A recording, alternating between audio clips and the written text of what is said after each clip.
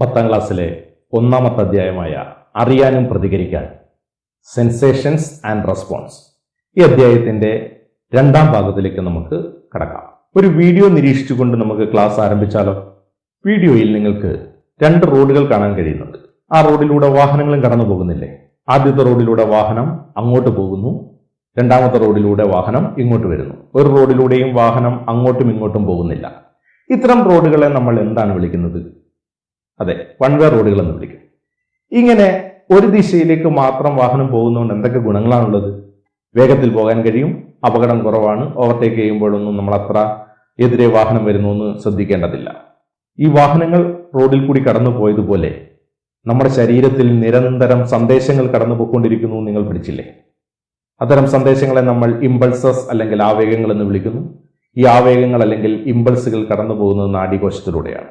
അതിനെ നമ്മൾ ഈ റോഡ് പോലെ സങ്കല്പിച്ചാൽ ഇമ്പൾസുകൾ അല്ലെങ്കിൽ ആവേഗങ്ങൾ മസ്തിഷ്കത്തിലേക്കും സുഷുമ്നയിലേക്കും പോകുന്നതും അവിടുന്ന് തിരിച്ചു വരുന്നതും ഒരേ നാഡീകോശത്തിൽ കൂടി തന്നെയാണോ? അതോ നമ്മളിപ്പോൾ കണ്ടതുപോലെ അങ്ങോട്ട് കൊണ്ടുപോകാനും ഇങ്ങോട്ട് കൊണ്ടുവരാനും വ്യത്യസ്ത നാഡീകോശങ്ങളുണ്ടോ?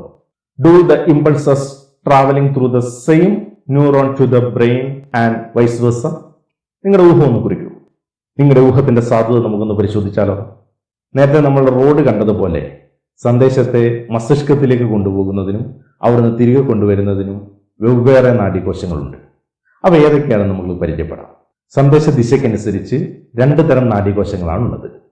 ഒന്ന് സംവേദ നാഡീകോശം അഥവാ സെൻസറി ന്യൂറോൺ, 2 പ്രേരക നാഡീകോശം അഥവാ മോട്ടോർ ന്യൂറോൺ. അപ്പോൾ സന്ദേശ ദിശയ്ക്കനുസരിച്ച് 2 തരം നാഡീകോശങ്ങളുണ്ട്. ഒന്ന് സംവേദ നാഡീകോശം അല്ലെങ്കിൽ സെൻസറി ന്യൂറോൺ, 2 പ്രേരക നാഡീകോശം അല്ലെങ്കിൽ മോട്ടോർ ന്യൂറോൺ. ഇനി നമുക്ക് ഇവ ഓരോന്നിനെയും പറ്റി വിശദമായി പരിശോധിക്കാം. ഒന്നാമത്തേതാണ് സംവേദ നാഡീകോശം അല്ലെങ്കിൽ സെൻസറി ന്യൂറോൺ. മസ്തിഷ്കത്തിലേക്കും സുഷുമ്നയിലേക്കും സന്ദേശത്തെ വഹിക്കുന്ന നാഡീകോശങ്ങളെയാണ് സംവേദ നാഡീകോശങ്ങൾ അല്ലെങ്കിൽ സെൻസറി ന്യൂറോൺ എന്ന് പറയുന്നത്. The neurons that carry impulses from different parts of the body to brain and spinal cord is called sensory neuron. സന്ദേശങ്ങളെ മസ്തിഷ്കത്തിലേക്കും സുഷുമ്നയിലേക്കും എത്തിക്കുന്ന നാഡീകോശങ്ങളാണ് സംവേദ നാഡീകോശങ്ങൾ അല്ലെങ്കിൽ സെൻസറി ന്യൂറോൺ. രണ്ടാമത്തെ നാഡീകോശമാണ് പ്രേരക നാഡീകോശം അല്ലെങ്കിൽ മോട്ടോർ ന്യൂറോൺ. മസ്തിഷ്കത്തിൽ നിന്നും സുഷുമ്നയിൽ നിന്നും സന്ദേശങ്ങളെ ശരീരത്തിന്റെ വിവിധ ഭാഗങ്ങളിലേക്ക് എത്തിക്കുന്ന നാഡീകോശങ്ങളാണ് പ്രേരക നാഡീകോശങ്ങൾ അല്ലെങ്കിൽ motor neuron. The neurons that carry impulses from brain and spinal cord to different parts of the body. അപ്പോൾ സന്ദേശ ദിശ അനുസരിച്ച് 2 തരം നാഡീകോശങ്ങളുണ്ടെന്ന് മനസ്സിലായി. 1 ഈസ് സെൻസറി ന്യൂറോൺ അല്ലെങ്കിൽ സംവേദ നാഡീകോശം, 2 മോട്ടോർ ന്യൂറോൺ അല്ലെങ്കിൽ പ്രേരക നാഡീകോശം. ഇപ്പോൾ നമ്മൾ വ്യത്യസ്തങ്ങളായ നാഡീകോശങ്ങളെ കണ്ടു. സന്ദേശങ്ങൾ കടന്നു പോകുന്നത് നാഡികളിലൂടെയാണ് എന്ന് നമ്മൾ നാഡീവ്യവസ്ഥയെ പറ്റി പഠിച്ചപ്പോൾ മനസ്സിലായി. അങ്ങനെയാണെങ്കിൽ ഈ നാഡികളിൽ നാഡീകോശങ്ങൾ ഒറ്റയ്ക്കാണോ കാണപ്പെടുന്നത്? നമുക്കറിയാം, വീട്ടിൽ വയറിംഗ് ഒക്കെ നിങ്ങൾ കണ്ടിട്ടുണ്ട്. അതിൽ കറണ്ട് കൊണ്ടുപോകുന്ന വയറുകൾ നിങ്ങൾ പൊളിച്ചു നോക്കിയിട്ടുണ്ടാവും. അതിനകത്ത് കമ്പികൾ, ചെമ്പ് കമ്പികൾ കാണാം. കുറെ ചെമ്പ് കമ്പികളെ പൊതിഞ്ഞ് പ്ലാസ്റ്റിക്കിന്റെ ഇൻസുലേറ്റർ ഉണ്ട്. അപ്പൊ അതുപോലെ കുറെ ആക്സോണുകൾ ചേർന്ന് ആണോ കാണപ്പെടുക, അതോ ഒറ്റ ആക്സോൺ ആണോ നാഡിയിൽ ഉണ്ടാകുക? എന്തായിരിക്കും സാധ്യത? നിങ്ങളൊന്ന് ഊഹിച്ചു നോക്കൂ. നിങ്ങളുടെ ഊഹത്തിന് സപ്പോർട്ട് നൽകുന്നതിന് വേണ്ടി ഒരു ചിത്രം കൂടി പ്രദർശിപ്പിക്കാം. ഒരു നാഡിയുടെ ചിത്രമാണ് ഇവിടെ പ്രദർശിപ്പിച്ചിരിക്കുന്നത്. ഈ ചിത്രം നിരീക്ഷിച്ചിട്ട് നിങ്ങൾക്ക് എന്ത് നിഗമനത്തിലാണ് എത്താൻ കഴിയുന്നത്? നാഡിയിൽ ആക്സോണുകൾ ഒറ്റയ്ക്കാണോ കാണപ്പെടുന്നത്, അതോ കൂട്ടമായാണോ കാണപ്പെടുന്നത്? ചിത്രം നിരീക്ഷിച്ചതിൽ നിന്നും നാഡിയിൽ ആക്സോണുകൾ കൂട്ടമായിട്ടാണ് കാണപ്പെടുന്നത്, അതിനെ പൊതിഞ്ഞിരിക്കുന്നു എന്നൊക്കെ വ്യക്തമായി. അപ്പോൾ നമുക്ക് നാഡി എന്താണ്, നാഡിയുടെ ഘടന എങ്ങനെയാണ് എന്ന് വിശദമായി പരിശോധിക്കാം. നാഡീകോശത്തിന്റെ ഘടന പഠിച്ചപ്പോൾ നമ്മൾ ആക്സോൺ എന്താണെന്ന് മനസ്സിലാക്കി. ഈ ആക്സോണിലൂടെയാണ് സന്ദേശം കടന്നു പോകുന്നതെന്ന് പറഞ്ഞു. ഇങ്ങനെയുള്ള ആക്സോണുകളുടെ കൂട്ടമാണ് നാഡി. ആക്സോണുകളെ നമുക്ക് വേറൊരു പേരിട്ട് വിളിക്കാം, നാഡീ തന്തുക്കൾ എന്നും വിളിക്കാം. ആക്സോണുകളുടെ അല്ലെങ്കിൽ നാഡീ തന്തുക്കളുടെ കൂട്ടമാണ് നാഡി. അപ്പോൾ നാഡിക്ക് ഇംഗ്ലീഷിൽ പറയുന്നത് നെർവ് എന്നാണ്. ഇവിടെ ഒരു പ്രത്യേകത കൂടിയുണ്ട്. ഇതിനെ യോജക കലയാൽ ആവരണം ചെയ്തിരിക്കുന്നു. നിങ്ങൾക്ക് ചിത്രത്തിൽ നിന്ന് മനസ്സിലാക്കാൻ കഴിയും. ആക്സോണുകളുടെ കൂട്ടമാണ് നാഡി, അതിനെ യോജക കല വെച്ച് ആവരണം ചെയ്തിരിക്കുന്നു. അപ്പോൾ നമ്മുടെ വീട്ടിലെ വയറിങ്ങിലെ വയറിനെ പോലെ നമുക്ക് അതിനെ ഏതാണ്ട് ഒരു ഊഹിക്കാൻ കഴിയുന്നുണ്ടല്ലേ? So nerve is a group of axons or nerve fibers that are covered by connective tissue. നമ്മുടെ ശരീരത്തിൽ ഇത്തരത്തിലുള്ള ഒരുപാട് നാഡികളുണ്ട്. ഈ നാഡികളിലൂടെ നിരന്തരം സന്ദേശം പോകുന്നു എന്ന് മനസ്സിലായി. അപ്പോൾ ഒരു സംശയം, ഒരേ നാഡിയിൽ കൂടിയാണോ സന്ദേശങ്ങൾ മസ്തിഷ്കത്തിലേക്ക് പോകുന്നതും അവിടുന്ന് തിരിച്ചു വരുന്നതും? Do the impulses traveling through the same neuron to the brain and vice versa? നിങ്ങൾ ഈ സാഹചര്യം ഒന്ന് വിലയിരുത്തി സന്ദേശങ്ങൾ എല്ലാം കടന്നു പോകുന്നത് ഒരേ നാഡിയിൽ കൂടിയാണോ എന്ന് നോക്കൂ. ചൂടുള്ള വസ്തുവിൽ കൈ തൊട്ടപ്പോൾ ആ കുട്ടി കൈ വലിക്കുന്നത് കണ്ടു. ഇതിനിടയിൽ ആവേഗങ്ങൾ സഞ്ചരിക്കുന്നത് നിങ്ങൾക്ക് കാണാൻ കഴിയും. ഈ ആവേഗങ്ങളെല്ലാം സഞ്ചരിച്ച് കയ്യിൽ നിന്ന് ആവേഗം സഞ്ചരിച്ച് സുഷുമ്നയിലെത്തിയതും അവിടുന്ന് തിരിച്ച് കൈയിലേക്ക് എത്തിയതും ഒരേ നാഡിയിലൂടെയാണോ? എന്താണ് നിങ്ങൾ കണ്ടത്? അപ്പോൾ കയ്യിൽ നിന്ന് സന്ദേശം, കയ്യിലെ ത്വക്കിൽ നിന്ന് സന്ദേശം ഒരു നാഡിയിലൂടെ സുഷുമ്നയിലെത്തി, അവിടുന്ന് മറ്റൊരു നാഡിയിലൂടെ കയ്യിലെ പേശിയിലെത്തി. അപ്പോഴാണ് കൈ വലിച്ചതെന്ന് മനസ്സിലായി. ഇതിൽ നിന്നും സന്ദേശങ്ങളെ കൊണ്ടുപോകുന്നതും കൊണ്ടുവരുന്നതും വ്യത്യസ്ത നാഡികളാണെന്ന് നിങ്ങൾക്ക് ബോധ്യപ്പെട്ടില്ലേ? ഇനി ഓരോ നാഡിയുടെ പേരും അവയുടെ ധർമ്മവും നമുക്ക് വിശദമായി പരിശോധിക്കാം. സന്ദേശങ്ങളുടെ ദിശ അനുസരിച്ച് നമുക്ക് നാഡികളെ മൂന്നായി തരംതിരിക്കാം. ഒന്നാമത്തത് സംവേദ നാഡി അല്ലെങ്കിൽ സെൻസറി നെർവ്. 2 പ്രേരക നാഡി അല്ലെങ്കിൽ മോട്ടോർ നെർവ്. 3 സമ്മിശ്ര നാഡി അല്ലെങ്കിൽ mixed nerve. Depending on the direction of impulse, nerves are classified into 3. 1 is sensory nerve, 2 motor nerve, 3 mixed nerve. ഇനി നമുക്ക് ഇവ ഓരോന്നും വിശദമായി പരിശോധിക്കാം. നാഡികൾ അല്ലെങ്കിൽ നെർവുകൾ റോഡുകൾ പോലെയാണെന്ന് മനസ്സിലായി. ചില നാഡികളിലൂടെ സന്ദേശങ്ങൾ ഒരു വശത്തേക്ക് പോകുന്നു, മറ്റൊന്നിലൂടെ സന്ദേശം തിരിച്ചു വരുന്നു. ചിലതിലാണെങ്കിൽ നമ്മുടെ റോഡുകൾ പോലെ അങ്ങോട്ടും ഇങ്ങോട്ടും വാഹനങ്ങൾ പോകുന്നത് പോലെ സന്ദേശം പോകുന്നു. ഒന്നാമത്തെ നാഡിയാണ് സംവേദ നാഡി അല്ലെങ്കിൽ സെൻസറി നെർവ്. നിങ്ങൾക്ക് ആ പേര് കേട്ടപ്പോൾ മനസ്സിലായിട്ടുണ്ടാവും, സംവേദ നാഡി. ഇത് ഏത് തരം ന്യൂറോൺ അല്ലെങ്കിൽ നാഡീകോശം വെച്ചായിരിക്കും ഉണ്ടാക്കിയിരിക്കുക? അതെ, നിങ്ങൾക്ക് ചിത്രത്തിൽ കാണാൻ കഴിയും. നമ്മൾ നേരത്തെ പരിചയപ്പെട്ട സംവേദ നാഡീകോശങ്ങൾ അല്ലെങ്കിൽ സെൻസറി ന്യൂറോണുകളുടെ ആക്സോണുകൾ ചേർന്നാണ് സംവേദ നാഡി അല്ലെങ്കിൽ സെൻസറി നെർവ് രൂപപ്പെട്ടിരിക്കുന്നത്. So sensory nerve is formed of the axons of sensory neuron or nerve fibres of sensory neuron. ഇനി ഇവയുടെ ധർമ്മം എന്താണെന്ന് പരിശോധിക്കും. നേരത്തെ പഠിച്ചു, സംവേദ ന്യൂറോൺ അല്ലെങ്കിൽ സെൻസറി ന്യൂറോൺ എങ്ങോട്ടാണ് സന്ദേശം കൊണ്ടുപോകുന്നത്? അത് തന്നെ ആയിരിക്കില്ലേ ഇതിന്റെയും ധർമ്മം. അതുകൊണ്ട് സംവേദ നാഡിയുടെ ധർമ്മം ശരീരത്തിന്റെ വിവിധ ഭാഗങ്ങളിൽ നിന്ന് സന്ദേശങ്ങളെ മസ്തിഷ്കത്തിലേക്കും സുഷുമ്നയിലേക്കും എത്തിക്കുന്നു. The function of sensory nerve is to carry impulses from different parts of the body to brain and spinal cord. രണ്ടാമത്തെ നാഡിയാണ് പ്രേരക നാഡി അല്ലെങ്കിൽ മോട്ടോർ നെർവ്. പേര് കേട്ടപ്പോൾ തന്നെ മനസ്സിലായി, ഇത് ഏത് നാഡീകോശത്തിന്റെ ആക്സോൺ വെച്ചിട്ടായിരിക്കും ഉണ്ടാക്കിയിരിക്കുക? പ്രേരക നാഡി എന്ന് കേട്ടപ്പോൾ മനസ്സിലായിട്ടുണ്ടാവും.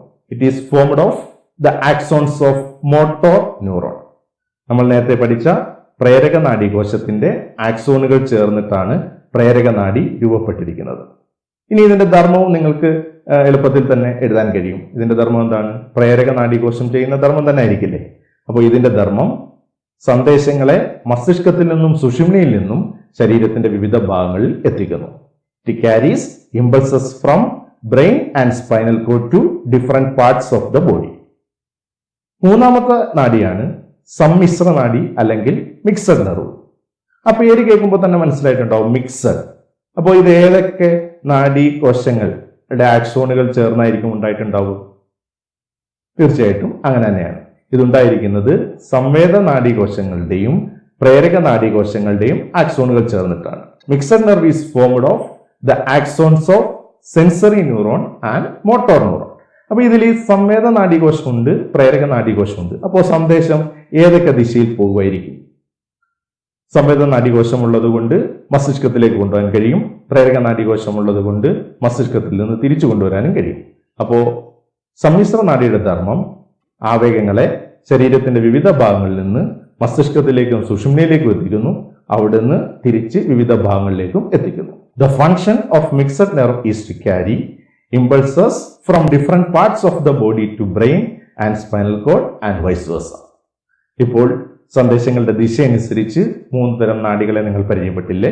1 സംവേദ നാഡി അല്ലെങ്കിൽ സെൻസറി നെർവ്, 2 പ്രേരക നാഡി അല്ലെങ്കിൽ മോട്ടോർ നെർവ്, 3 സമ്മിശ്ര നാഡി അല്ലെങ്കിൽ മിക്സഡ് നെർവ്. വിവിധതരം നാഡികളെ പറ്റി ഇതുവരെ മനസ്സിലാക്കിയതിന്റെ അടിസ്ഥാനത്തിൽ നമുക്കൊരു പട്ടിക തയ്യാറാക്കിയാലോ? 3 കോളങ്ങൾ ഉള്ള ഒരു പട്ടികയാണ്. പട്ടികയുടെ ആദ്യത്തെ കോളത്തിൽ നാഡി അല്ലെങ്കിൽ നെർവ് അതിന്റെ പേരെഴുതണം. രണ്ടാമത്തെ കോളത്തിൽ അതിന്റെ കമ്പണൻസ്, ഏത് തരം ആക്സോൺ അല്ലെങ്കിൽ നാഡീതന്തു വെച്ചാണ് ഇത് രൂപീകരിച്ചിരിക്കുന്നത്. മൂന്നാമത്തേത് അതിന്റെ ഫങ്ഷൻ അല്ലെങ്കിൽ എന്താണ് ഈ നാഡിയുടെ ധർമ്മം. അങ്ങനെ ഒരു ടേബിൾ നിങ്ങളുടെ സയൻസ് ഡയറിയിലേക്ക് വരച്ച് പൂർത്തീകരിക്കാം. നാഡീവ്യവസ്ഥയെ പറ്റി ഈ പാഠത്തിന്റെ ആദ്യം മുതൽ നമ്മൾ പരിചയപ്പെട്ടു. നാഡീവ്യവസ്ഥയുടെ ഭാഗങ്ങൾ ഏതെല്ലാമാണെന്ന് നിങ്ങൾക്കറിയാം. ഇങ്ങനെയുള്ള നാഡീവ്യവസ്ഥയെ ഘടനാപരമായി എങ്ങനെയാണ് തരംതിരിച്ചിരിക്കുന്നത് എന്ന് പരിശോധിക്കാം. നാഡീവ്യവസ്ഥയുടെ ഘടനാപരമായ തരംതിരിവ് ഇത് മനസ്സിലാക്കുന്നതിന് വേണ്ടി പാഠപുസ്തകത്തിലെ ചിത്രമുണ്ട്. ആ ചിത്രം സ്ക്രീനിൽ പ്രദർശിപ്പിച്ചിട്ടുണ്ട്. നിങ്ങൾ ആ ചിത്രം നിരീക്ഷിക്കുക. നിരീക്ഷിച്ചതിന്റെ അടിസ്ഥാനത്തിൽ നാഡീവ്യവസ്ഥയെ എങ്ങനെയാണ് തരംതിരിച്ചിരിക്കുന്നത്, എത്രയായി തരംതിരിച്ചിരിക്കുന്നു, അതിൽ ഓരോന്നിലും ഏതെല്ലാം ഭാഗങ്ങൾ ഉൾപ്പെടുന്നു എന്ന് കണ്ടെത്തുക. നിങ്ങളുടെ ഊഹം സയൻസ് ഡയറിയിൽ നിരീക്ഷിച്ചതിന്റെ അടിസ്ഥാനത്തിൽ കുറിക്കുമല്ലോ. നാഡീവ്യവസ്ഥയെ നമുക്ക് 2ആയി തരംതിരിക്കാം. സ്ക്രീനിലേക്ക് നോക്കൂ. നാഡീവ്യവസ്ഥയുടെ ആദ്യത്തെ ഭാഗമാണ് കേന്ദ്ര നാഡീവ്യവസ്ഥ അല്ലെങ്കിൽ സെൻട്രൽ നെർവസ് സിസ്റ്റം. ഒന്നാമത്തെ ഭാഗം കേന്ദ്ര നാഡീവ്യവസ്ഥ അല്ലെങ്കിൽ സെൻട്രൽ നെർവസ് സിസ്റ്റം. രണ്ടാമത്തെ ഭാഗമാണ് പെരിഫറൽ നാഡീവ്യവസ്ഥ അല്ലെങ്കിൽ peripheral nervous system. The nervous system is classified into 2. One is central nervous system and 2 is peripheral nervous system. ഇനി കേന്ദ്ര നാഡീവ്യവസ്ഥയിൽ മസ്തിഷ്കം, സുഷുമ്ന എന്നീ ഭാഗങ്ങൾ ഉൾപ്പെടുന്നു. നിങ്ങൾക്കറിയാം. So the central nervous system consists of brain and spinal cord. എന്താണ് peripheral nervous സിസ്റ്റത്തിലുള്ളതെന്ന് അറിയണ്ടേ? Peripheral nervous സിസ്റ്റത്തിലാണെങ്കിൽ വിവിധതരം നാഡികൾ ഉൾപ്പെട്ടിരിക്കുന്നു. അതായത് ശിരോനാഡികൾ, സുഷുമ്ന നാഡികൾ. The peripheral nervous system consists of cranial nerves and spinal nerves. അപ്പോൾ നാഡീവ്യവസ്ഥയെ 2ആയി തരംതിരിച്ചിരിക്കുന്നത് എങ്ങനെയാണെന്ന് ബോധ്യപ്പെട്ടല്ലോ. പെരിഫറൽ നാഡീവ്യവസ്ഥയിൽ 2 തരം നാഡികളുണ്ടെന്ന് കണ്ടു. ഒന്ന് ശിരോനാഡി അല്ലെങ്കിൽ ക്രേനിയൽ നെർവ്, 2 സുഷുമ്ന നാഡി അല്ലെങ്കിൽ സ്പൈനൽ നെർവ്. അതിൽ ശിരോനാഡികൾ പേര് കേൾക്കുമ്പോൾ തന്നെ മനസ്സിലാവും, മസ്തിഷ്കവുമായി ബന്ധപ്പെട്ട നാഡികളാണ്. The nerves associated with the brain is called cranial nerves. അത് 12 ജോഡിയാണുള്ളത്. സുഷുമ്നയുമായി ബന്ധപ്പെട്ട നാഡികളാണ് സുഷുമ്ന നാഡികൾ. അവ 31 ജോഡികളാണ്. സുഷുമ്ന നാഡികളെ സ്പൈനൽ നെർവ്സ് എന്ന് പറയുന്നു. They are 31 pairs. ഇനി നാഡീവ്യവസ്ഥയുടെ തരംതിരിവ് നമുക്ക് വേഗത്തിലൊന്ന് നോക്കിയാലോ. സ്ക്രീനിലേക്ക് ശ്രദ്ധിക്കുക. നാഡീവ്യവസ്ഥയെ 2ആയി തരംതിരിക്കാം. ഒന്ന് കേന്ദ്ര നാഡീവ്യവസ്ഥ അല്ലെങ്കിൽ സെൻട്രൽ നെർവസ് സിസ്റ്റം. 2 പെരിഫറൽ നാഡീവ്യവസ്ഥ അല്ലെങ്കിൽ പെരിഫറൽ നെർവസ് സിസ്റ്റം. ഇനി കേന്ദ്ര നാഡീവ്യവസ്ഥയിൽ എന്തൊക്കെയാണുള്ളത് നോക്കൂ. കേന്ദ്ര നാഡീവ്യവസ്ഥ അല്ലെങ്കിൽ central nervous system consist of 1 തലച്ചോറ് അല്ലെങ്കിൽ ബ്രെയിൻ, 2 സുഷുമ്ന അല്ലെങ്കിൽ spinal cord. So central nervous system consist of brain and spinal code. ഇനി പെരിഫറൽ നെർവസ് സിസ്റ്റത്തിൽ എന്തൊക്കെയാണുള്ളതെന്ന് നിങ്ങൾ കണ്ടു. അതിനെ നമുക്ക് നോക്കാം. 1 ശിരോനാഡികൾ അല്ലെങ്കിൽ ക്രേനിയൽ നെർവ്സ്, 2 സുഷുമ്ന നാഡികൾ അല്ലെങ്കിൽ സ്പൈനൽ നെർവ്സ്. ഇതുവരെ പഠിച്ചതിന്റെ അടിസ്ഥാനത്തിൽ പാഠപുസ്തകത്തിൽ ഒരു ഫ്ലോ ചാർട്ട് പൂർത്തീകരിക്കാനുണ്ട്. ഫ്ലോ ചാർട്ടിന്റെ മാതൃക ഇവിടെ സ്ക്രീനിൽ കാണിക്കുന്നുണ്ട്. നിങ്ങൾ ഇതുവരെ പഠിച്ച നാഡീവ്യവസ്ഥയുടെ തരംതിരിവിനെ ഉൾപ്പെടുത്തിക്കൊണ്ട് ഈ ഫ്ലോ ചാർട്ട് വൃത്തിയായി സയൻസ് ഡയറിയിൽ എഴുതുമല്ലോ. ഇനി നമുക്ക് നാഡീവ്യവസ്ഥയുടെ ഓരോ ഭാഗവും പരിശോധിക്കാം. നിങ്ങൾക്ക് സ്ക്രീനിൽ ഒരു വീഡിയോ കാണാൻ പറ്റും. അത് നമ്മൾ നിരന്തരം കണ്ടുകൊണ്ടിരിക്കുന്നതാണ്. സ്കൂളിലും വീട്ടിലും ഒക്കെ ഉണ്ടാവും. സ്കൂളിൽ കമ്പ്യൂട്ടർ പ്രിന്റ് എടുക്കാൻ നിങ്ങൾ കണ്ടിട്ടുണ്ടാവും. അങ്ങനെ കമ്പ്യൂട്ടറിനെ വയർ ഉപയോഗിച്ച് പ്രിന്ററുമായി കണക്ട് ചെയ്തിട്ടുണ്ട്. എങ്ങനെയാണ് നമുക്ക് ആവശ്യമുള്ള ഒരു വസ്തു ഇതിൽ പ്രിന്റ് എടുക്കുന്നത്?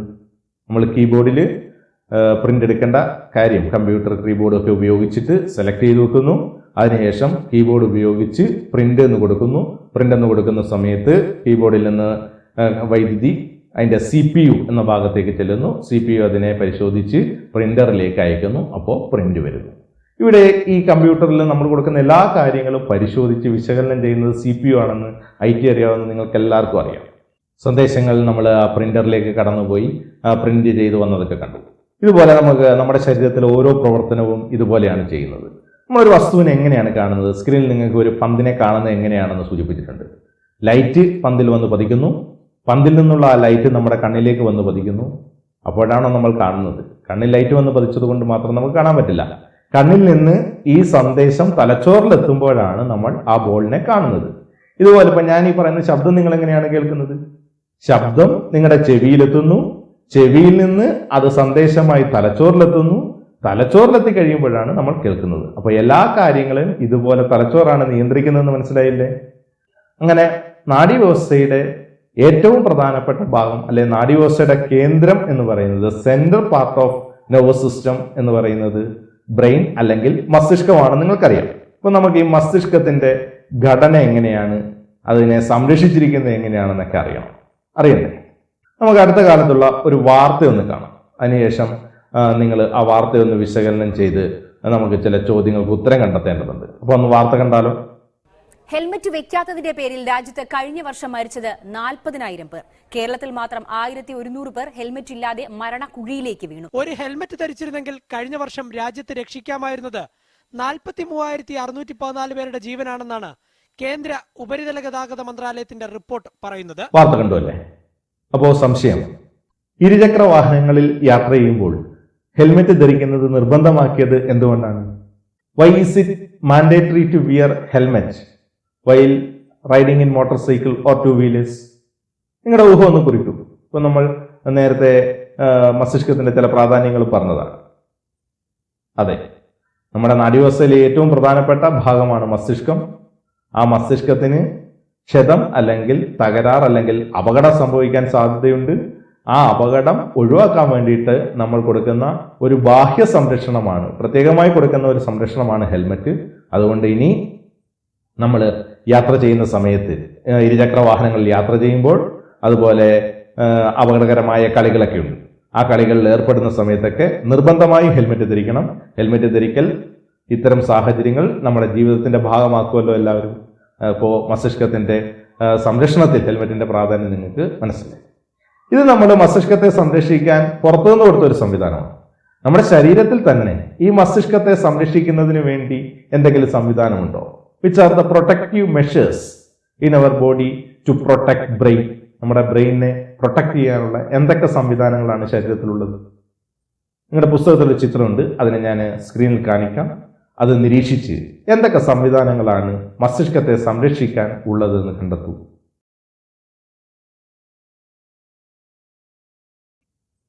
കണ്ടെത്തിയല്ലേ? മസ്തിഷ്കത്തെ സംരക്ഷിച്ചിരിക്കുന്നത് അസ്ഥി കൊണ്ടുണ്ടാക്കിയ തലയോട്ടിയിലാണ്. തലയോടിനുള്ളിലാണ് മസ്തിഷ്കത്തെ സംരക്ഷിച്ചിരിക്കുന്നത്. So the brain is protected in the skull. ഇനി ഈ സ്കള് കഴിഞ്ഞിട്ട് അല്ലെ തലയോട് കഴിഞ്ഞ് നമ്മൾ മസ്തിഷ്കത്തെ നോക്കിക്കഴിഞ്ഞാൽ മസ്തിഷ്കത്തെ പൊതിഞ്ഞുകൊണ്ട് 3 പാളികളുള്ള ആവരണമുണ്ട്. ഈ 3 പാളിയുള്ള ആവരണത്തെ നിങ്ങൾക്ക് സ്ക്രീനിൽ കാണാൻ കഴിയുന്നുണ്ട്. 1, 2, 3 പാളികൾ. ഈ 3 പാളിയുള്ള ആവരണത്തെ മെനിഞ്ചസ് എന്ന് വിളിക്കും. മസ്തിഷ്കത്തെ സംരക്ഷിച്ചിരിക്കുന്നത് എങ്ങനെയാണെന്ന് ബോധ്യപ്പെട്ടല്ലോ. ഏറ്റവും പുറമെ മസ്തിഷ്കത്തെ തലയോടിനകത്താണ് വെച്ചിരിക്കുന്നത്. മസ്തിഷ്കത്തെ പൊതിഞ്ഞുകൊണ്ട് 3 പാളിയുള്ള സ്ഥലമുണ്ട്, അതിനെ മെനിഞ്ചസ് എന്ന് വിളിക്കുന്നു. The brain is protected in the skull. It is covered by 3-layered membrane called meninges. മസ്തിഷ്കം എന്ന് പറയുന്നത് ജീവനുള്ള കലയാണ്. നാഡീകോശങ്ങളൊക്കെ ചേർന്നുണ്ടായതാണ്. വളരെയധികം പ്രവർത്തനങ്ങൾ നടക്കുന്നതാണ്. അപ്പോൾ ഇതിന് പോഷകങ്ങളും ഓക്സിജനും അത്യാവശ്യമല്ലേ? എങ്ങനെയാണ് ഈ മസ്തിഷ്കത്തിലെ കലകൾക്ക് ഓക്സിജനും പോഷകവും ലഭിക്കുന്നത്? നമുക്കൊന്ന് പരിശോധിക്കാം. ഇപ്പോൾ നിങ്ങൾ മസ്തിഷ്കത്തെ സംരക്ഷിച്ചിരിക്കുന്നത് കണ്ടപ്പോൾ തലയോടിനുള്ളിൽ മെനിഞ്ചസ് എന്ന് പറയുന്ന 3 പാളിയുള്ള ആവരണങ്ങൾ, അതിൽ അകത്തെ 2 പാളികൾ കണ്ടില്ലേ? ഈ 2 പാളികൾക്കിടയ്ക്കുള്ള സ്ഥലത്ത് ഒരു ദ്രാവകം നിറഞ്ഞു നിൽപ്പുണ്ട്. ഈ ദ്രാവകത്തെ വിളിക്കുന്ന പേരാണ് സെറിബ്രോസ്പൈനൽ ദ്രവം. ദ്രാവകത്തിന്റെ പേരാണ് സെറിബ്രോസ്പൈനൽ ദ്രവം അല്ലെങ്കിൽ സെറിബ്രോസ്പൈനൽ ഫ്ലൂയിഡ്. ഇതുപോലെ തലച്ചോറിനുള്ളിൽ ചില അറകൾ കാണപ്പെടുന്നുണ്ട്. ഈ അറകളെ സെറിബ്രൽ വെൻട്രിക്കിൾ എന്നാണ് വിളിക്കുന്നത്. ഈ വെൻട്രിക്കിളിനുള്ളിലും സെറിബ്രോസ്പൈനൽ ദ്രവം നിറഞ്ഞിരിക്കുന്നു. അപ്പൊ ഏതൊക്കെ ഭാഗത്താണ് സെറിബ്രോസ്പൈനൽ ദ്രവം ഉള്ളത്? മെനിഞ്ചസിന്റെ അകത്തെ 2 പാളികൾക്കിടയിലുണ്ട്, തലച്ചോറിനകത്തെ വെൻട്രിക്കിളുകളിലുമുണ്ട്. ഈ ദ്രാവകം എവിടെ നിന്നായിരിക്കും രൂപപ്പെടുന്നത്? എന്തൊക്കെയാണ് ഇതിന്റെ ധർമ്മം എന്നറിയണ്ടേ? നമ്മുടെ ശരീരത്തിൽ രക്തമുണ്ട്. രക്തം മസ്തിഷ്കത്തിലേക്ക്, അതായത് ബ്രെയിനിലേക്ക് ഒഴുകിയെത്തുന്നുണ്ട്. ഈ രക്തത്തിൽ നിന്നാണ് സെറിബ്രോസ്പൈനൽ ദ്രവം രൂപപ്പെടുന്നത്. So the cerebrospinal fluid is formed from blood and it is reabsorbed into the blood. ഈ സാധനം രക്തത്തിൽ നിന്നുണ്ടാകുന്നു. ഇതിന്റെ ധർമ്മങ്ങളൊക്കെ നിർവഹിച്ചിട്ട് ഇത് രക്തത്തിലേക്ക് തിരികെ ആഗിരണം ചെയ്യപ്പെടുകയും ചെയ്യുന്നു. വളരെ പ്രധാനപ്പെട്ട ഒരു ഭാഗമാണ്. സെറിബ്രോസ്പൈനൽ ദ്രവം രക്തത്തിൽ നിന്ന് രൂപപ്പെടുന്നു, തിരികെ രക്തത്തിലേക്ക് ആഗിരണം ചെയ്യപ്പെടുന്നു. സെറിബ്രോസ്പൈനൽ ദ്രവത്തിന്റെ ധർമ്മങ്ങൾ എന്തൊക്കെയാണെന്ന് നോക്കാം. What are the functions of cerebrospinal fluid? ഒന്നാമത്തെ ധർമ്മം മസ്തിഷ്ക കലകൾക്ക് ഓക്സിജനും പോഷകങ്ങളും കൊടുക്കുന്നു. Provide oxygen and nutrients to the tissues of brain. രണ്ടാമതായിട്ട് മസ്തിഷ്കത്തിനുള്ളിലെ സമ്മർദ്ദം, പ്രഷർ നിയന്ത്രിക്കുന്നു. Regulate the pressure inside the brain. മൂന്നാമതായിട്ട് മസ്തിഷ്കത്തെ ബാഹ്യക്ഷതങ്ങളിൽ നിന്ന് സംരക്ഷിക്കുന്നു. Protect the brain from external shocks. ഇപ്പൊ മൈലിൻ ഷീത്തിന്റെ ധർമ്മങ്ങൾ നിങ്ങൾക്ക് മനസ്സിലായി. It provides oxygen and nutrients to the tissues of the brain, regulate the pressure inside the brain, protect brain from external shocks. Brain അല്ലെങ്കിൽ മസ്തിഷ്കം എന്ന് പറയുന്നത് അത്ഭുതങ്ങളുടെ ഒരു ലോകമാണ്. ബ്രെയിന് ഏതാണ്ട് 100 ബില്യൺ 86 മുതൽ 100 ബില്യൺ നാഡീകോശങ്ങൾ കൊണ്ടാണ് ബ്രെയിൻ നിർമ്മിച്ചിരിക്കുന്നത്. നമ്മുടെ ബ്രെയിൻ ഏകദേശം 3 പൗണ്ട്, ഏകദേശം 1.5 കിലോളം ഭാരമുണ്ട്. അതിൽ ബില്യൺ കണക്കിന് സിനാപ്സുകളുണ്ട്. നിങ്ങൾ കൂടുതൽ വായിച്ച് ബ്രെയിൻ എന്ന അത്ഭുത ലോകത്തെക്കുറിച്ച് മനസ്സിലാക്കണം. പുസ്തകത്തിൽ തലച്ചോറിന്റെ ചിത്രം നിങ്ങൾക്ക് കാണാൻ പറ്റും. അതിൽ തലച്ചോറിന്റെ പ്രധാനപ്പെട്ട ഭാഗങ്ങൾ രേഖപ്പെടുത്തിയിട്ടുണ്ട്. ഏതൊക്കെയാണ് തലച്ചോറിന്റെ പ്രധാനപ്പെട്ട ഭാഗങ്ങളെല്ലാം നിങ്ങൾ ലിസ്റ്റ് ചെയ്തിട്ടുണ്ടല്ലോ. തലച്ചോറിന്റെ പ്രധാനപ്പെട്ട ഭാഗങ്ങൾ: 1 cerebrum, 2 cerebellum, 3 medulla oblongata, 4 thalamus, 5 hypothalamus. ഇനി നമുക്ക് തലച്ചോറിന്റെ ഓരോ ഭാഗത്തെക്കുറിച്ചും വിശദമായി പരിശോധിക്കാം. ഒന്നാമത്തെ ഭാഗമാണ് സെറിബ്രം.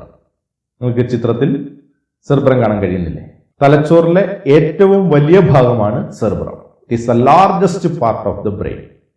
നിങ്ങൾ ഈ സെറിബ്രത്തിന്റെ ചിത്രം അവിടെ കാണിച്ചിരിക്കുന്നു. അതിന്റെ ഉപരിതലം ഒന്ന് നോക്കൂ. നമ്മുടെ സാധാരണ ഒരു ബോൾ പോലെ സ്മൂത്ത് ആയിട്ടിരിക്കുകയാണോ, അതോ അവിടെ ചുളിവുകളും മടക്കുകളും ഒക്കെ കാണുന്നുണ്ടോ? ധാരാളം ചുളിവുകളും മടക്കുകളും കാണുന്നുണ്ട് അല്ലേ? The outer surface of cerebrum consists of numerous fissures and folds. നിരവധി ചുളിവുകളും മടക്കുകളും കാണും. ഇങ്ങനെ ചുളിവുകളും മടക്കുകളും ഉള്ളതുകൊണ്ടുള്ള ഗുണം എന്തായിരിക്കും? ഇങ്ങനെ ചുളുക്കി വെച്ചേക്കുന്നത് കൊണ്ട് അതിന്റെ സ്ഥലം, ഉൾക്കൊള്ളാനുള്ള സ്ഥലം കൂടുതൽ വേണം. കൂടുതൽ സ്ഥലം ഉണ്ടെങ്കിൽ കൂടുതൽ ന്യൂറോൺ ഉൾക്കൊള്ളും. അപ്പോൾ നമ്മുടെ ഓർമ്മയും മറ്റും കൂട്ടാൻ വേണ്ടിയിട്ടാണ് ഇങ്ങനെ ഒരു സംവിധാനം എന്ന് ബോധ്യപ്പെട്ടില്ലേ? ഇനി സെറിബ്രത്തിന്റെ പുറം ഭാഗത്തിന്റെ നിറം നിങ്ങളൊന്ന് നോക്കിയേ. ചാരനിറമാണല്ലേ? ചാരനിറമുള്ള ഈ പുറം ഭാഗത്തെ കോർട്ടെക്സ് എന്ന് വിളിക്കും. ഇവിടെ ഗ്രേ മാറ്റർ ആണെന്ന് നിങ്ങൾക്ക് അറിയാമല്ലോ. ഇപ്പൊ സെറിബ്രത്തിന്റെ ചാരനിറമുള്ള ബാഹ്യഭാഗത്തെ വിളിക്കുന്ന പേരാണ് cortex. The grey coloured outer part of the cerebrum is called cortex. ഇനി ഉൾഭാഗത്ത് എന്ത് നിറമാണ് നോക്കൂ? വെള്ളനിറം. വെള്ളനിറമുള്ള ഉൾഭാഗത്തെ വിളിക്കുന്ന പേരാണ് സെറിബ്രൽ മെഡുല. മെഡുല എന്ന് വിളിക്കും. അപ്പോൾ the white colored inner part of the cerebrum is called medulla. ഇനി നമുക്ക് സെറിബ്രത്തിന്റെ ധർമ്മങ്ങൾ എന്തൊക്കെയാണെന്ന് പരിശോധിച്ചാലോ. സെറിബ്രമാണ് ബുദ്ധി, ചിന്ത, ഓർമ്മ, ഭാവന എന്നിവയുടെ കേന്ദ്രം. Cerebrum is the centre of thought, intelligence, memory and imagination.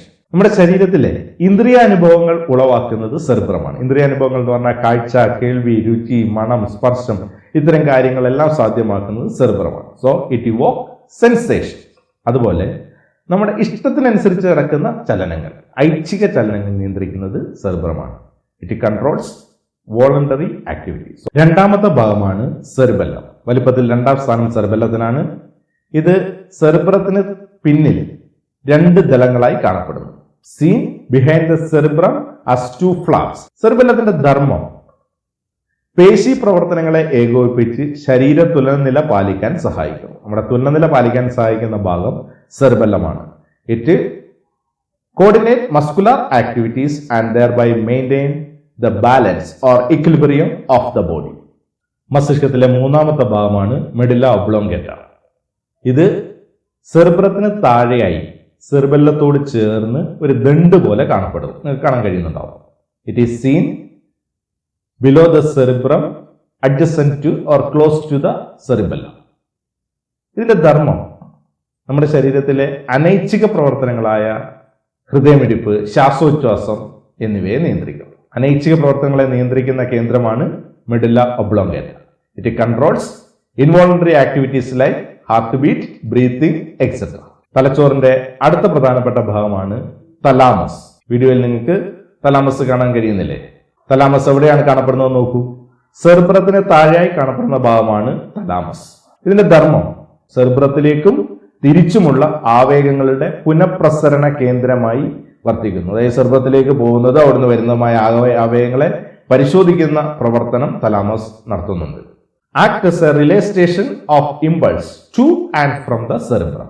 അതുപോലെ ശരീരത്തിന്റെ വിവിധ ഭാഗങ്ങളിൽ നിന്ന് വരുന്ന ആവേഗങ്ങളെ പരിശോധിച്ച് പ്രധാനപ്പെട്ടവയെ സെറിബ്രത്തിലേക്ക് അയക്കുക എന്ന ധർമ്മവും തലാമസ് ആണ് നിർവഹിക്കുന്നത്. It analyzes the impulse from various parts of the body and sends the important one to the cerebrum. തലാമസിന്റെ ധർമ്മം മനസ്സിലായല്ലോ. തലാമസിന് തൊട്ട് താഴെയായി കാണപ്പെടുന്ന അടുത്ത ഭാഗമാണ് ഹൈപ്പോതലാമസ്. ഹൈപ്പോ എന്ന് പറയുമ്പോൾ താഴെ, തലാമസിന് താഴെയായി കാണപ്പെടുന്ന ഭാഗമാണ് ഹൈപ്പോതലാമസ്. ഹൈപ്പോതലാമസിന്റെ ധർമ്മം നമ്മുടെ ശരീരത്തിന്റെ ആന്തര സമസ്ഥിതി പാലിക്കാൻ സഹായിക്കുന്നു. ആന്തര സമസ്ഥിതി എന്താണെന്ന് നിങ്ങൾ 9ാം ക്ലാസ്സിൽ പഠിച്ചിട്ടുണ്ട്. Maintenance of study internal environment. നമ്മുടെ ശരീരത്തിന്റെ ആന്തര പരിസ്ഥിതിയെ കൃത്യമായി പാലിക്കുന്ന അവസ്ഥയെ വിളിക്കുന്ന പേരാണ് ആന്തര സമസ്ഥിതി പാലനം. അങ്ങനെ ജലത്തിന്റെയും ലവണത്തിന്റെയും ഒക്കെ അളവ് കൃത്യമായി നിലനിർത്താൻ സഹായിക്കുന്നു. ഹൈപ്പോതലാമസിന്റെ ധർമ്മം it has to maintain homeostasis. തലച്ചോറിന്റെ പ്രധാനപ്പെട്ട ഭാഗങ്ങളായ cerebrum, cerebellum, medulla oblongata, thalamus, hypothalamus എന്നിവ നമ്മൾ പരിചയപ്പെട്ടു. കൂടുതൽ വ്യക്തതയ്ക്ക് വേണ്ടി നമുക്കൊരു വീഡിയോ കൂടി നിരീക്ഷിക്കാം.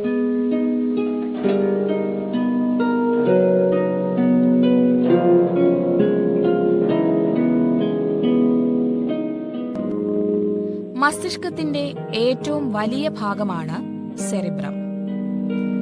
ഉപരിതലത്തിൽ ധാരാളം മടക്കുകളും ചുളിവുകളും കാണപ്പെടുന്നു. ഗ്രേ മാറ്റർ കൊണ്ട് നിർമ്മിച്ച ബാഹ്യഭാഗമാണ് കോർട്ടക്സ്. വൈറ്റ് മാറ്റർ കൊണ്ട് നിർമ്മിച്ച ആന്തരഭാഗമാണ് മെഡുല്ല.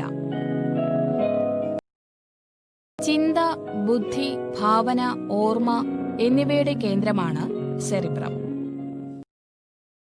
സെറിബെല്ലം മസ്തിഷ്കത്തിന്റെ രണ്ടാമത്തെ വലിയ ഭാഗം.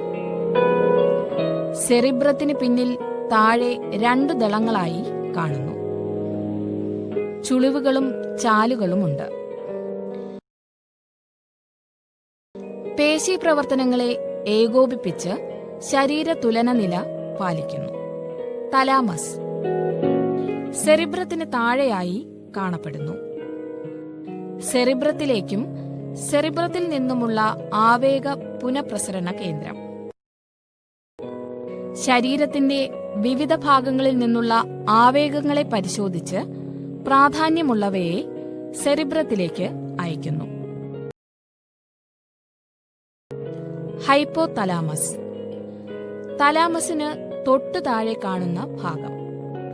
ആന്തര സമസ്ഥിതി പരിപാലനത്തിന് പ്രധാന പങ്ക് വഹിക്കുന്നു. മെഡുല്ല ഒബ്ലോങ്കേറ്റ സെറിബ്രത്തിന് ചുവടെ സെറിബെല്ലത്തോട് ചേർന്ന് ദണ്ഡാകൃതിയിൽ കാണുന്നു.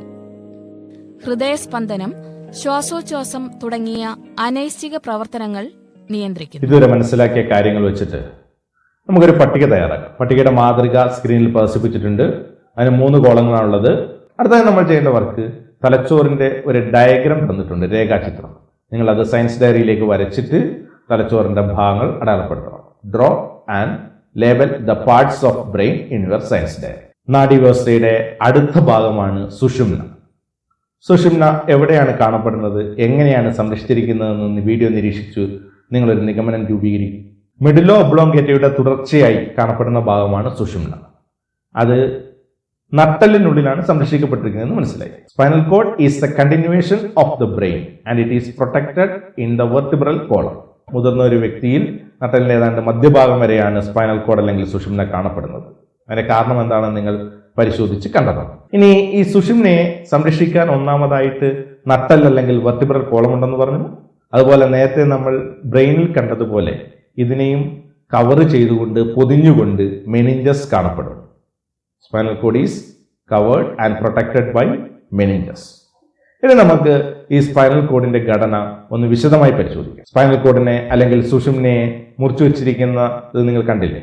ഇങ്ങനെ നോക്കുമ്പോൾ ഇതിന്റെ മധ്യഭാഗത്തായിട്ട് ഒരു വിടവ് അല്ലെങ്കിൽ ഒരു കനാൽ കാണാൻ കഴിയുന്നുണ്ട്. ഈ കനാലിനെ സെൻട്രൽ കനാൽ എന്നാണ് വിളിക്കുന്നത്. ഈ സെൻട്രൽ കനാലിൽ നേരത്തെ തലച്ചോറിൽ കാണപ്പെട്ട അതേ ദ്രാവകം കാണപ്പെടുന്നുണ്ട്. ഇത് തലച്ചോറിന്റെ തുടർച്ച തന്നെയാണല്ലോ. അപ്പോൾ അതിൽ കാണപ്പെടുന്ന സെറിബ്രോസ്പൈനൽ ദ്രവം ഇതിലുമുണ്ട്. ഇതിലെ കലകൾക്ക് ഓക്സിജനും പോഷകവും കൊടുക്കുന്നത് സെറിബ്രോസ്പൈനൽ ദ്രവമാണ്. സുഷുമ്നയുടെ ഉൾഭാഗം നിങ്ങൾ നിരീക്ഷിക്കൂ. എന്ത് നിറമാണ് അവിടെ കാണുന്നത്? ചാരനിറം കാണുന്നുണ്ട് അല്ലേ? അപ്പൊ അത് വൈറ്റ് മാറ്റർ ആണോ ഗ്രേ മാറ്റർ ആണോ? ഗ്രേ മാറ്റർ ആണ്. അപ്പൊ സുഷുമ്നയുടെ അല്ലെങ്കിൽ സ്പൈനൽ കോഡിന്റെ ഉൾഭാഗത്ത് ഗ്രേ മാറ്റർ കാണപ്പെടും. പുറം ഭാഗത്ത് വെള്ള നിറമല്ലേ? അപ്പോൾ അവിടെ വൈറ്റ് മാറ്ററും കാണപ്പെടും. അപ്പൊ ഈ കാര്യം ശ്രദ്ധിക്കുക. സുഷുമ്നയുടെ അല്ലെങ്കിൽ സ്പൈനൽ കോഡിന്റെ ഉൾഭാഗത്ത് ഗ്രേ മാറ്ററും പുറത്ത് വൈറ്റ് മാറ്ററും കാണപ്പെടുന്നു. ഇനി നിങ്ങൾ ഈ സുഷുമ്നയെ നോക്കുമ്പോൾ അതിന്റെ രണ്ട് ഭാഗത്തേക്കും പുറത്തേക്ക് തള്ളി നിൽക്കുന്ന കൊമ്പ് പോലുള്ള ഭാഗങ്ങൾ കാണുന്നില്ലേ? അതിൽ നമ്മുടെ ശരീരത്തിന്റെ പുറം ഭാഗത്ത് അല്ലെ ബാക്ക് സൈഡിൽ നിന്നുള്ള കൊമ്പ് പോലുള്ള ഭാഗത്തെ വിളിക്കുന്ന പേരാണ് ഡോസൽ റൂട്ട്. മുൻഭാഗത്തുള്ള കൊമ്പ് പോലുള്ള ഭാഗത്തെ വെൻട്രൽ റൂട്ട് എന്നാണ് വിളിക്കുന്നത്. നമ്മുടെ വയറിന്റെ ഭാഗത്തുള്ളതിനെ വെൻട്രൽ റൂട്ട് എന്ന് വിളിക്കും. ഡോസൽ റൂട്ടിലൂടെ സംവേദ ആവേഗങ്ങൾ സ്പൈനൽ കോഡിലേക്ക് അല്ലെങ്കിൽ സുഷുമ്നയിലേക്ക് എത്തുന്നു. അതുപോലെ സുഷുമ്നയിൽ നിന്ന് പ്രേരക ആവേഗങ്ങൾ പുറത്തേക്ക് വരുന്നത് വെൻട്രൽ റൂട്ടിലൂടെയാണ്. ഇനി ഈ ഡോസൽ റൂട്ടും വെൻട്രൽ റൂട്ടും കൂടിച്ചേരുമ്പോൾ അല്ലെങ്കിൽ സംയോജിക്കുമ്പോൾ സ്പൈനൽ നെർവ് അല്ലെങ്കിൽ സുഷുമ്ന നാഡി ഉണ്ടാകും. ഡോസൽ റൂട്ടിൽ സെൻസറി ന്യൂറോൺ അല്ലെങ്കിൽ സംവേദ നാഡിയുണ്ട്. വെൻട്രൽ റൂട്ടിൽ മോട്ടോർ ന്യൂറോൺ അല്ലെങ്കിൽ പ്രേരക നാഡിയുണ്ട്. അപ്പൊ ഇത് രണ്ടും കൂടിച്ചേർന്നിട്ടാണ് സ്പൈനൽ നെർവ് അല്ലെങ്കിൽ സുഷുമ്ന നാഡി ഉണ്ടാകുന്നതെന്ന് ബോധ്യപ്പെട്ടു. അപ്പൊ സുഷുമ്ന നാഡി ഏതുതരം നാഡിയായിരിക്കും? രണ്ടുമുള്ളത് കൊണ്ട് ഇത് സമ്മിശ്ര നാഡിയാണെന്ന് മനസ്സിലായില്ലേ? ഇനി നമുക്ക് സുഷുമ്നയുടെ അല്ലെങ്കിൽ സ്പൈനൽ കോഡിന്റെ ധർമ്മം അല്ലെങ്കിൽ ഫംഗ്ഷൻ എന്താണെന്ന് പരിശോധിക്കാം. ശരീരത്തിന്റെ വിവിധ ഭാഗങ്ങളിൽ നിന്നുള്ള സന്ദേശങ്ങളെ മസ്തിഷ്കത്തിലേക്കും തിരിച്ചും പ്രേഷണം ചെയ്യുന്നത് സുഷുമ്നയിലൂടെയാണ്. Transmit impulses to and from different parts of the body to the brain. ബ്രെയിനിലേക്ക് സന്ദേശങ്ങളെ എത്തിക്കുന്നതും തിരികെ കൊണ്ടുപോകുന്നതും സുഷുമ്നയിലൂടെയാണ്. ഇത് രണ്ടാമത്തെ ധർമ്മം നടത്തം, ഓട്ടം തുടങ്ങിയ ആവർത്തന ചലനങ്ങളുടെ നിയന്ത്രണം നടത്തുന്നത് സുഷുമ്നയാണ്. ഓട്ടം, നടത്തം തുടങ്ങിയവയിൽ നമ്മുടെ ആവർത്തിച്ചുള്ള ചലനങ്ങളുണ്ട്. ഈ ചലനങ്ങളെ നിയന്ത്രിക്കുന്നത് സുഷുമ്നയാണ്. So the spinal cord regulate the repeated movements during running and walking. അപ്പൊ ഇതുവരെ നമ്മൾ സുഷുമ്നയുടെ ഘടന, ധർമ്മം, സംരക്ഷണം എന്നിവ മനസ്സിലാക്കി. ഇതുമായി ബന്ധപ്പെട്ട് പാഠപുസ്തകത്തിൽ സൂചകങ്ങളുണ്ട്. ആ സൂചകങ്ങളുടെ അല്ലെങ്കിൽ ഇൻഡിക്കേറ്റേഴ്സിന്റെ ഉത്തരം നിങ്ങൾ എഴുതണം. ഇതുകൂടാതെ സുഷുമ്നയുടെ ചിത്രം സ്ക്രീനിൽ കാണാൻ കഴിയും. ഇതിനെ നോട്ട് ബുക്കിലേക്ക്, സയൻസ് ഡയറിയിലേക്ക് വരച്ച് ഇമ്പോർട്ടൻറ്റ് പാർട്സ് അടയാളപ്പെടുത്തണം. So draw and label the parts of spinal cord in your science diary. ഇന്ന് നമ്മൾ പഠിച്ച മുഖ്യ ആശയങ്ങൾ അല്ലെങ്കിൽ പ്രധാനപ്പെട്ട വസ്തുതകൾ എന്തൊക്കെയാണെന്ന് ഒരിക്കൽ കൂടി ഒന്ന് ഓർമ്മിക്കാം. വിവിധതരം നാഡീകോശങ്ങൾ ഏതെല്ലാം? സന്ദേശ ദിശയനുസരിച്ച് വിവിധതരം നാഡീകോശങ്ങൾ ഏതെല്ലാം? Different types of neuron. രണ്ടാമതായിട്ട് നാഡി എന്താണെന്ന് നമ്മൾ പഠിച്ചു. What is a nerve? വ്യത്യസ്ത തരം നാഡികൾ ഏതെല്ലാം? അവയുടെ ധർമ്മം എന്തെല്ലാം? Different types of nerves and their function. നാഡീവ്യവസ്ഥയെ എങ്ങനെ നമുക്ക് ഘടനാപരമായി തരംതിരിക്കാം? Classification of nervous system. നമ്മൾ തലച്ചോറിന്റെ അല്ലെങ്കിൽ മസ്തിഷ്കത്തിന്റെ ഘടന, ധർമ്മം, അതിന്റെ സംരക്ഷണം എന്നിവ മനസ്സിലാക്കി. Brain, structure, function and it's protection. പിന്നീട് നമ്മൾ മനസ്സിലാക്കിയത് സുഷുമ്ന, സുഷുമ്നയുടെ ഘടന, സുഷുമ്നയുടെ ധർമ്മം, സംരക്ഷണം എന്നിവ മനസ്സിലാക്കി. Spinal cord, it's structure, function and protection. ഇതുവരെ മനസ്സിലാക്കിയ കാര്യങ്ങളുടെ അടിസ്ഥാനത്തിൽ നിങ്ങൾ പറഞ്ഞ പ്രവർത്തനങ്ങളെല്ലാം തന്നെ സയൻസ് ഡയറിയിൽ രേഖപ്പെടുത്തണം. ഈ പാഠവുമായി ബന്ധപ്പെട്ട്, ഇതുവരെ പഠിച്ച ആശയങ്ങളുമായി ബന്ധപ്പെട്ട് വരാവുന്ന ചോദ്യങ്ങൾ ഞാൻ യൂട്യൂബിൽ ഇതോടൊപ്പം തന്നെ ലിങ്ക് ചെയ്ത് വെക്കുന്നുണ്ട്. നിങ്ങൾ അതുകൂടി കണ്ട് ആ ചോദ്യങ്ങളുടെ ഉത്തരങ്ങൾ കൂടി കണ്ടെത്തണം. എല്ലാവർക്കും നന്ദി, നമസ്കാരം.